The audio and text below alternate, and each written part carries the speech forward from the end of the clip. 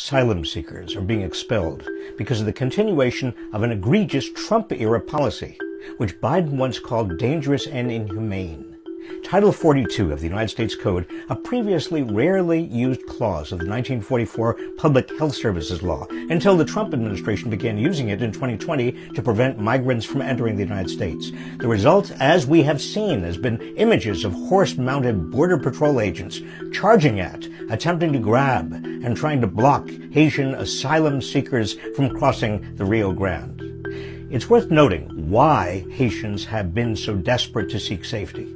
The island nation recently suffered through a presidential assassination and devastating 7.2 magnitude earthquake, leaving the Haitian government unable to provide security or basic services to most citizens.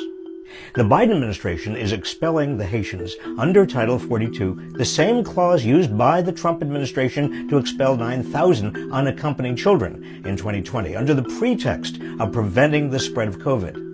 The Biden administration carved out exceptions for unaccompanied children, but is fighting in court to continue using the code to turn away families with children. The United States senior envoy in Haiti, Daniel Foote, has resigned in protest over the administration's policy, saying he would not be associated with the United States' inhumane, counterproductive decision to deport thousands of Haitian refugees to Haiti, unquote.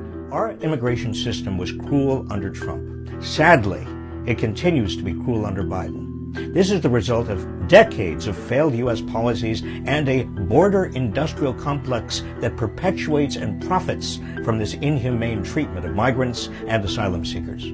Between 2008 and 2020, the federal government doled out $55 billion in contracts to the border industrial complex, which has done nothing but increase human suffering without dealing with the root causes of migration. As long as corporations and their wealthy executives can make millions off this suffering, the cruelty will continue. We must shift away from the wasteful militarization of our borders and end the corporate profiteering it enables. We need more asylum specialists, social workers, lawyers, doctors, not Border Patrol agents whipping their reins on horseback.